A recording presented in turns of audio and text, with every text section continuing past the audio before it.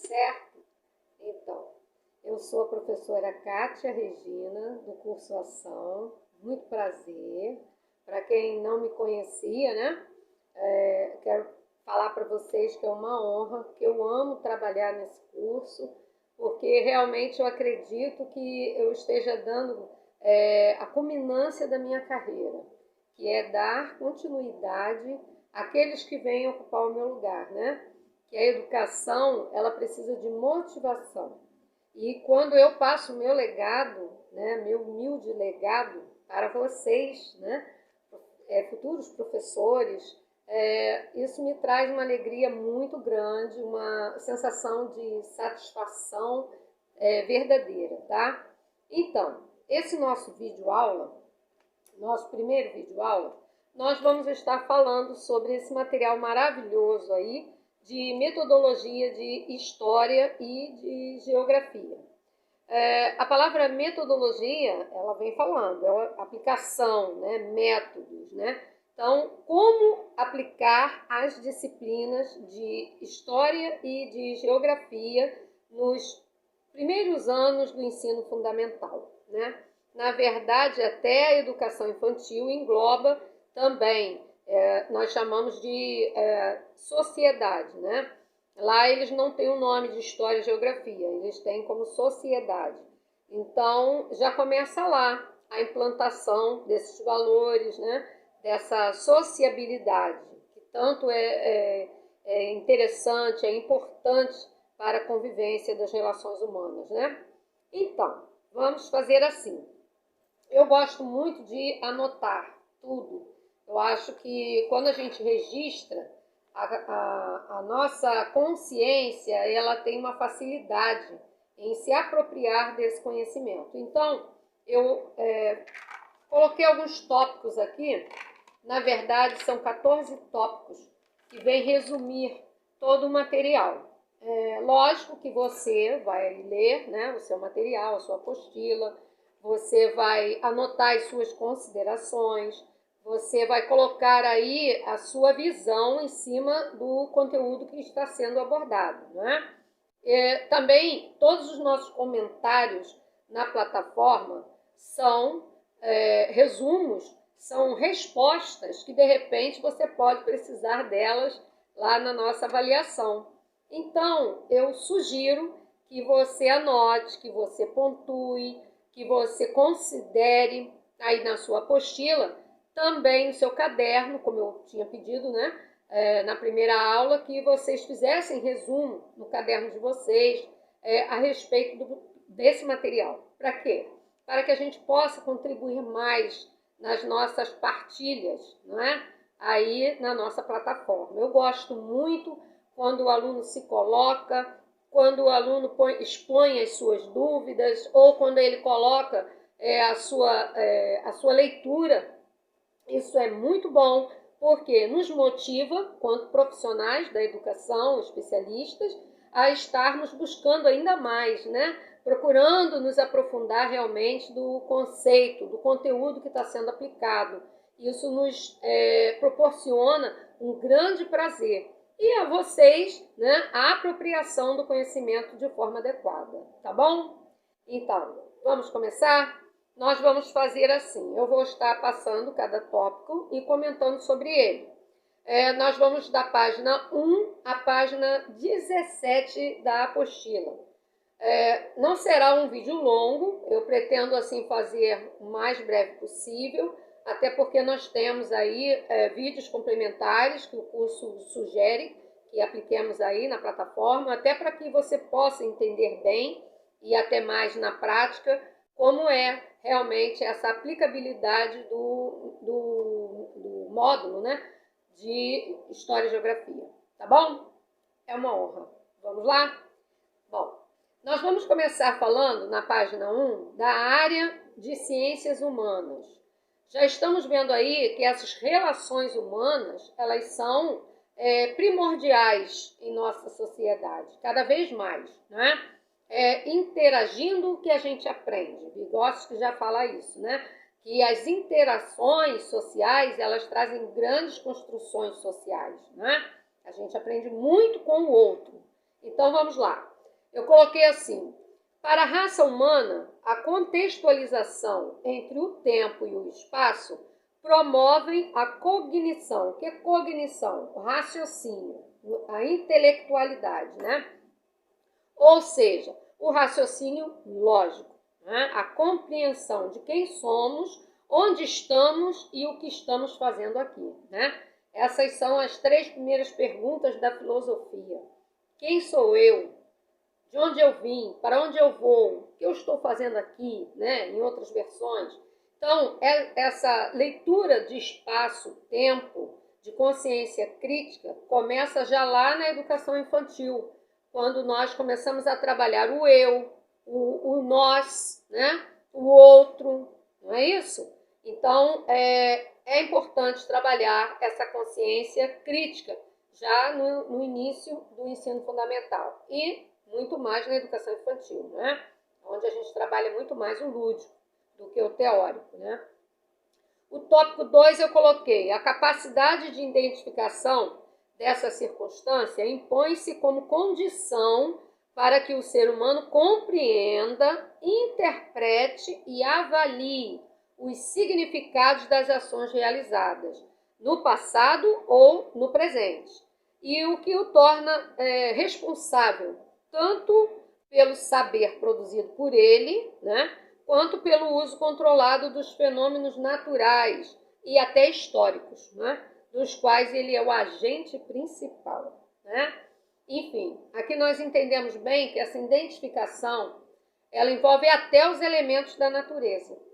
Quando o homem ele se apropria dos conhecimentos históricos, quando ele se apropria dos conhecimentos geográficos, por mais simples que sejam, ele vai estar priorizando o seu próprio saber, o seu próprio bem-estar, a sua posição no espaço, o seu compromisso, a sua responsabilidade com o meio ambiente do qual ele faz parte, né? Até por uma questão de subsistência. E ele é o agente principal. Por quê? Porque é ele quem vai interagir, né, de maneira decisiva com esse ecossistema. Tópico 3. As aulas que envolvem ciências humanas devem desenvolver nos alunos a compreensão dos tempos sociais e da natureza e de suas relações com os espaços que a eles cercam.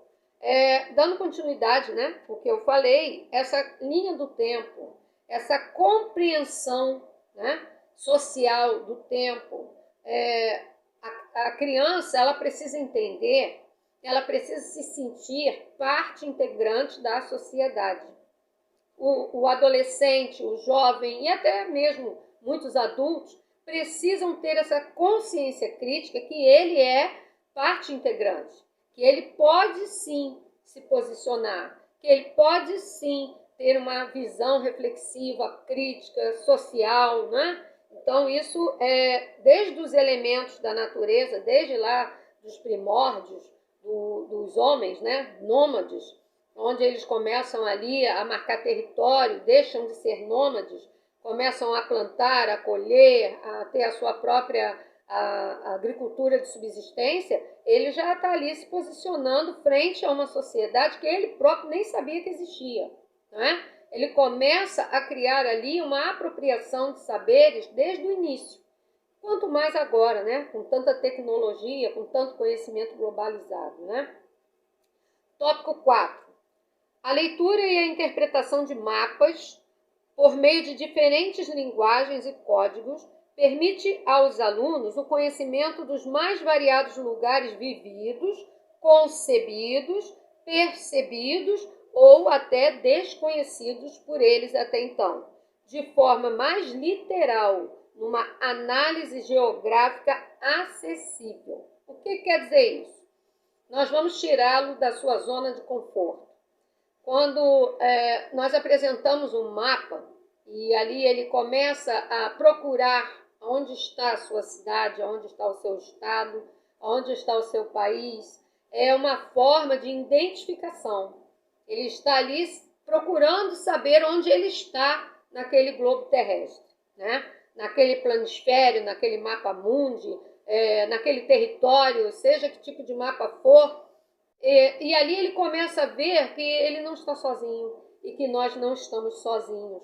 A minha ação vai causar uma reação no ecossistema, vai causar uma reação em todo o globo, né, em todo o mundo, né, vamos dizer assim, e, quiçá, no sistema solar, né, nas galáxias, enfim.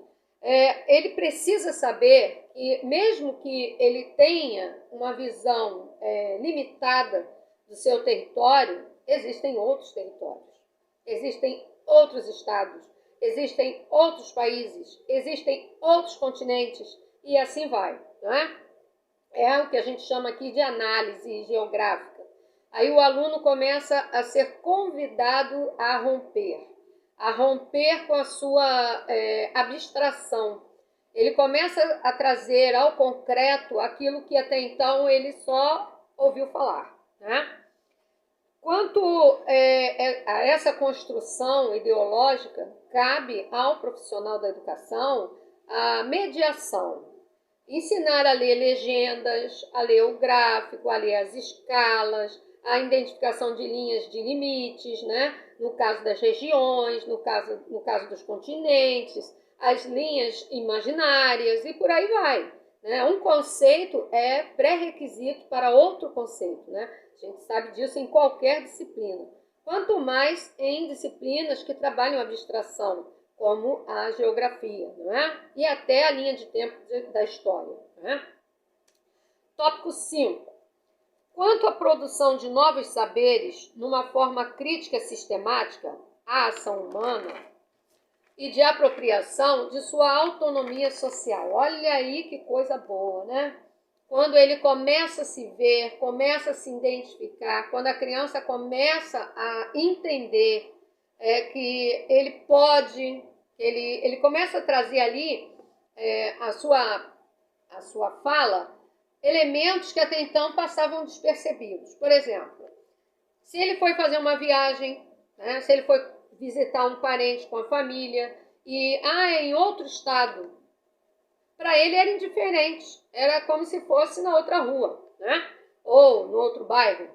E aí, quando ele começa a identificar no mapa, que você mostra ali, olha, aqui é o Rio de Janeiro, aqui é Espírito Santo, aqui é São Paulo, aqui é Minas Gerais, aqui já é outro estado do Norte, Nordeste, Centro-Oeste, enfim. Ele começa a identificar que aquele tempo de viagem tinha um porquê, entenderam? Isso é a apropriação de uma autonomia geográfica e social, tá? Tópico 6.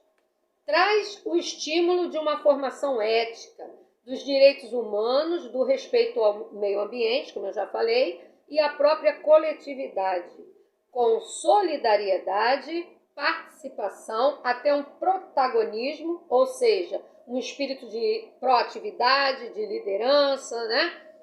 E até a preocupação com as desigualdades sociais. Aí ele começa a ver a sociedade de uma visão mais ampliada. Você começa a mostrar ali, olha, aqui é um bairro mais carente, aqui as pessoas, né, têm dificuldade, aqui já é um bairro que, de repente, não tem água ou tem escassez de alimentos, a terra é seca, o solo não é fértil. Então, você já começa a trabalhar uma série de conceitos que vai mostrar as desigualdades sociais. E isso é bom, porque isso é valorativo. Isso vai trazer um espírito de solidariedade, vai trazer um espírito até de uma proatividade, né? Ele vai crescer com esse entendimento que ele pode fazer alguma coisa, que ele vai tentar fazer alguma coisa, não é?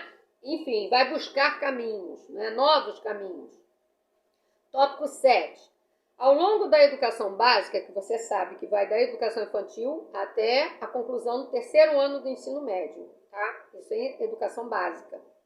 O ensino das ciências sociais e humanas, né, devem promover explorações sociocognitivas. Foi isso que eu falei. Promover a busca de novos caminhos, né, não engessar resultados, mas levar o aluno a pensar o que você poderia fazer.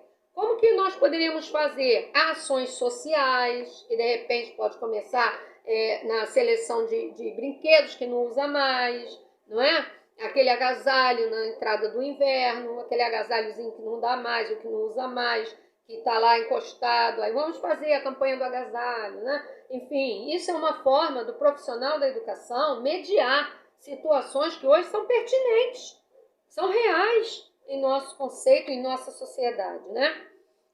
Também vai mostrar, isso em qualquer fase da educação básica, tá?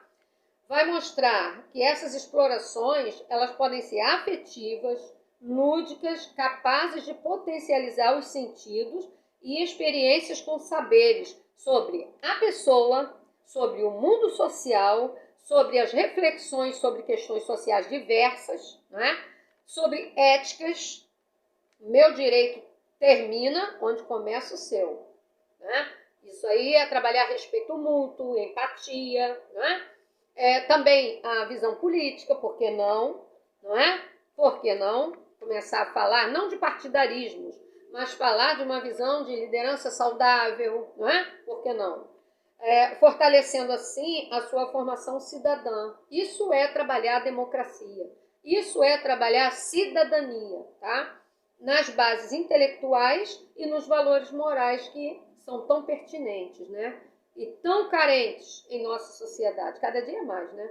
A gente liga a televisão, dá até uma sensação ruim de que parece que estamos anestesiados diante de tamanha atrocidade política, né? Mas são os nossos governantes e nós estamos aqui, né, para acatar na medida do possível aquilo que vem de encontro à nossa consciência crítica social, tá?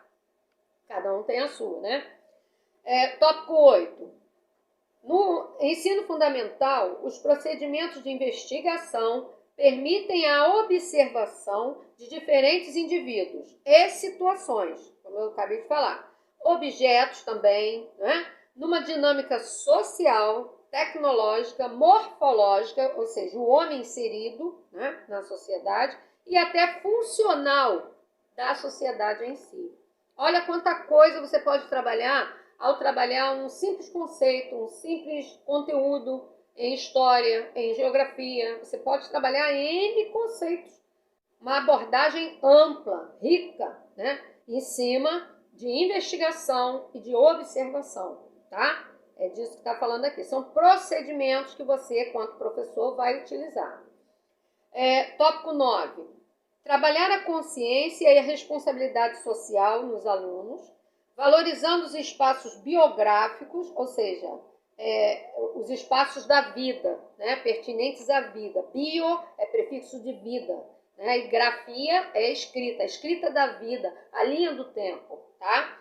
E os geográficos, que é territoriais, né, são territoriais. Através da exploração cognitiva dos seus lugares de vivências e de outros ainda não explorados por eles. Ou seja, você vai fazer aí um estudo sobre bairros. Exemplo. Aí você começa pela história do bairro. Qual bairro? O bairro onde a escola está inserida. Aí você começa, como surgiu aquele bairro, você começa a pedir, né, que o aluno vá investigar, que o aluno vá pesquisar. Hoje a internet, a tecnologia está aí, né, ponta de linha, tá, ajudando em tudo. Então, o aluno tem material rico para explorar. Se ele não tiver internet em casa, que você vai trabalhar com várias demandas. Você pode trazer para ele um mapa, você pode trazer um atlas, você vai trabalhar vegetação, você vai trabalhar hidrografia, você vai trabalhar relevo, você vai trabalhar a população. Tem muita coisa que você pode trabalhar em cima dessa valorização e responsabilidade social, tá? Além do conteúdo em si, ok? Tópico 10. A relevância de se estudar geografia é dar aos alunos a oportunidade de compreender o mundo a partir da construção social e intelectual de diferentes sociedades existentes nas diversas regiões do planeta. Então aí você entra com cultura, etnias, você entra aí com tradições, você entra aí com N coisas que você pode trabalhar em geografia. Então, vocês estão observando que história e geografia se entrelaçam?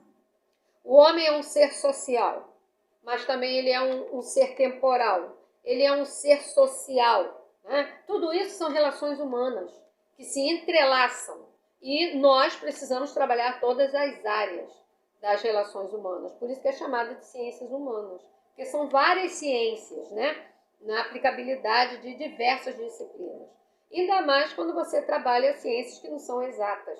Você vai lidar com seres humanos. E seres humanos são seres atemporais, né? São seres reflexivos, são cabeças pensantes, além de trazerem cada qual a sua história, né? Cada qual traz a sua origem, cada qual traz a sua etnia, e assim vai, tá?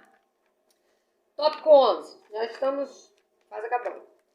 Eu coloquei assim: as temáticas de História e Geografia da BNCC, que é a Base Nacional Comum Curricular, ou seja, para todas as escolas, públicas e privadas, tá? Todo mundo tem que aplicar o que está na base. Então vamos lá. Elas foram divididas em 5 unidades.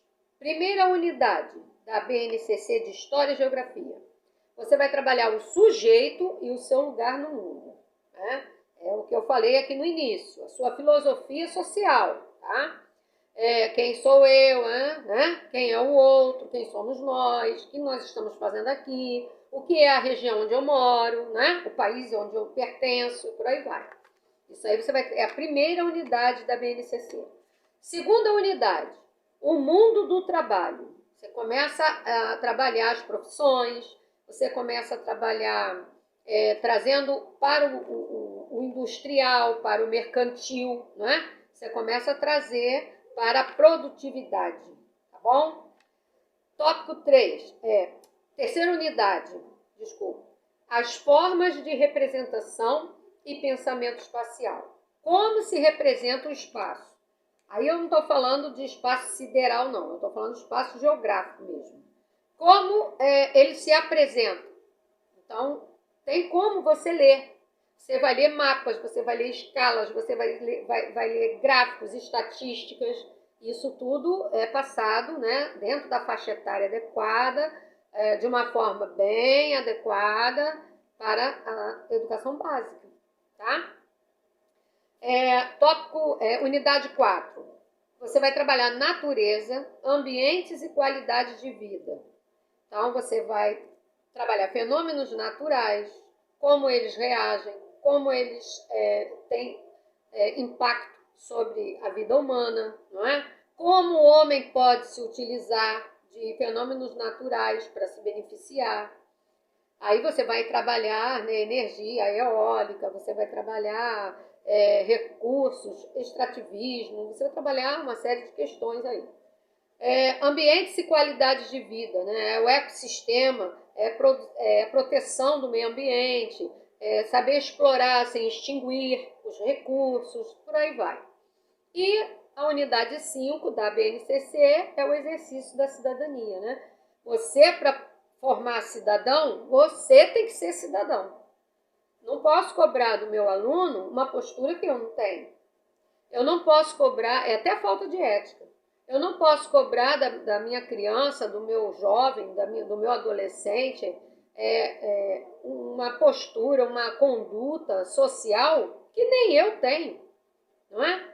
Então, tudo isso é trabalhar exercício da cidadania. Você vai trabalhar valores, você vai trabalhar princípios, não é? Tudo com muito cuidado, com muito carinho, com muita sensibilidade, com muita afetividade. Eu costumo dizer como Samitiba diz, né? Quem ama, educa. Então, educar é amor, não é? Se você está fazendo um curso de formação de professores, antes de tudo você veio por amor, não é? Eu costumo falar sempre isso nas minhas primeiras aulas, né? Presenciais.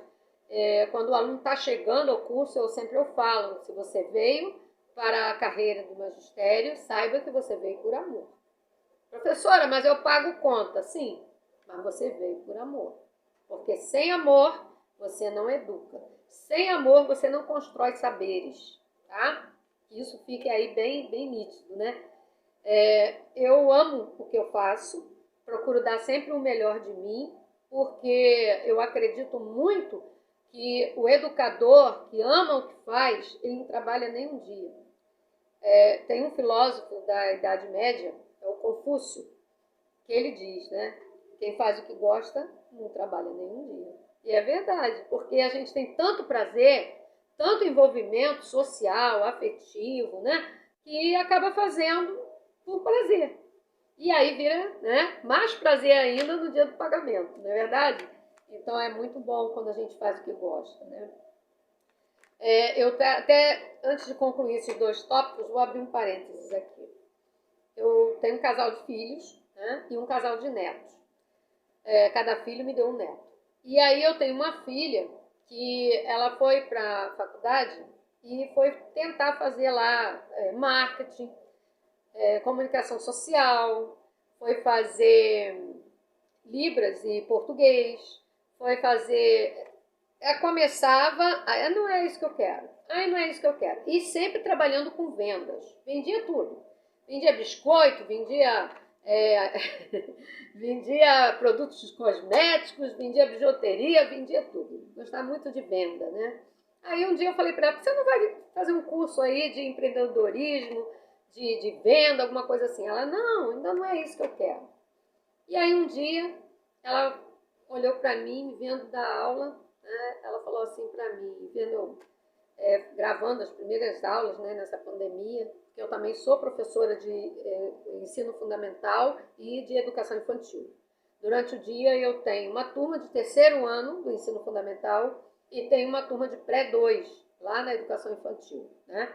E fora as aulas particulares que a gente dá, né, e mais o curso Ação, que é do meu coração. Enfim. E aí ela vendo eu montar lá, né, o meu letramento, aqueles jogos, aquelas dinâmicas, ela foi fazer a inscrição para pedagogia. E ela já fez o curso Ação, terminou em julho do ano passado e fez para poder ter uma profissão. Ela mesma falou para mim, eu fui fazer para ter uma profissão. Enfim, ela me vendo trabalhar, né, esses anos todos e me observando, acendeu lá uma luzinha e ela foi fazer estágio. Chegou a hora do estágio. E ao fazer estágio, ela se identificou. Ela se apaixonou de tal maneira que ela está assim, buscando caminhos, terminou o curso, agora está fazendo pedagogia, né, com Libras, e se identificou com a área de educação especial. E aí está lá encantada com os especiais dela e fazendo um trabalho maravilhoso. Então, por que eu estou dizendo isso? Porque quando a gente se encontra naquilo que a gente faz, tudo fica mais fácil, tudo se encaixa, tá? Que fique esse parênteses aí para a sua reflexão, tá bom? Meu querido professor, né? Minha querida professora, tá bom? Porque para mim vocês já são. Passaram do portão para dentro, vocês já são professores, tá bom? Então vamos lá. Tópico 12. Entre os saberes produzidos, destaca-se a capacidade de comunicação, do diálogo, do instrumento necessário para o respeito à pluralidade cultural, social e política, permitindo ao sujeito enfrentar e solucionar seus problemas, tendo uma atitude historiadora, ou seja, você está construindo a sua história. Ao mostrar ao seu aluno tudo isso que eu falei aqui, a capacidade de comunicação, a capacidade de avançar, de buscar, de compreender, de interpretar, você está construindo a sua história também. Não só a dele, mas a sua, né? Levando a uma pluralidade cultural. Ou seja, como diz Paulo Freire, né? É ensinando que se aprende. Bom? E aí o tópico 13. Através dos processos de identificação, comparação, contextualização, interpretação, análise, né, tudo isso que eu falei, estimulando o seu pensamento sociocultural. Quando nós estamos em sala de aula, de fato, você e seu aluno, ou seus alunos, né, você está construindo ali um espaço sociocultural. Você está trazendo a realidade, conceitos que até então estavam na teoria. E ali você cria ali a sua história, a sua pluralidade cultural e leva esse aluno a crescer, a adquirir, a se apropriar, né, de conceitos, de conhecimentos que ele vai levar para a vida. Porque aquilo que a gente aprende, a gente leva. Ninguém tira de nós, tá? E o último tópico, a diversidade transcultural, que atravessam as nossas origens, tais como os povos indígenas, os povos africanos, os povos europeus, suas culturas, suas etnias, suas influências, produzem nos alunos os espaços formais de vários saberes. Isto é, inclusão social definida pela nossa legislação vigente. E aí a gente finaliza. Esses tópicos que eu sintetizei até a página 17, você também pode fazer o seu. Existe na Unesco um projeto de estudos que eu conheci quando eu entrei na faculdade. Isso lá em 2003, por aí. A professora de sociologia, ela falou que ela só estudava assim. Ela criava pontos, né? Ela tirava de cada parágrafo, ela tirava chama-se, né, parágrafo frasal, ou seja, o ponto principal daquele parágrafo. E ela anotava. Isso é aprender a apreender, com 2 L's. E aí ela ensinou a gente. Também é conhecido esse método de estudo como fichamento. Quando você faz isso, você, além de sintetizar o conhecimento que você tem que estudar, você facilita para transmiti-lo. E eu, quando eu monto meus planos de aula, eu faço todo aquele processo, né? Você vai fazer aí também. Por isso que eu estou tocando nesse assunto. Eu trago o tema ou o assunto, eu trago o objetivo, né? Eu até coloquei aí no slide para vocês como, para quê, por quê, para facilitar a compreensão. E aí, quando eu crio aquilo, eu vou lá no meu conteúdo e faço uma abordagem mais específica dos pontos principais. Isso é estudar. Isso é pesquisar. Isso é se apropriar do conhecimento. E eu costumo dizer para os meus alunos, de forma geral, tá? Desde do ensino fundamental até vocês, que quando nós entramos para estudar, nós temos que levar o conhecimento com a gente. Muitos vêm para o curso, principalmente vocês adultos, né? Para levar a certificação. Eu costumo dizer que é a mesma coisa que você ir a um supermercado, encher um carrinho de coisas gostosas, de iguarias, coisas caras, passar no caixa, pagar a conta, virar as costas e deixar lá. Então, leve o conhecimento com você. Leve o curso com você. Não leve só a certificação, não. Porque a competência faz a diferença, tá? E isso no mercado de trabalho hoje em dia é muito mais. Vocês estão vendo aí que devido a essa pandemia do Covid, né? Até a educação teve que ser transformada.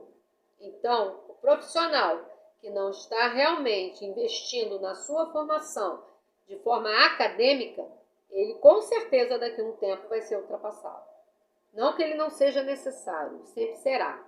Mas se ele não se inovar, ele vai ficar ultrapassado. Então, busquem o conhecimento, leiam, assistam os vídeos com atenção, anotem, debatam, perguntem e façam um módulo de História e Geografia com excelência.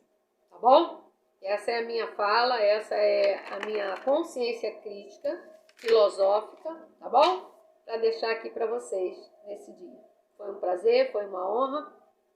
Fiquem com Deus e se cuidem, tá? Vamos continuar aí na plataforma.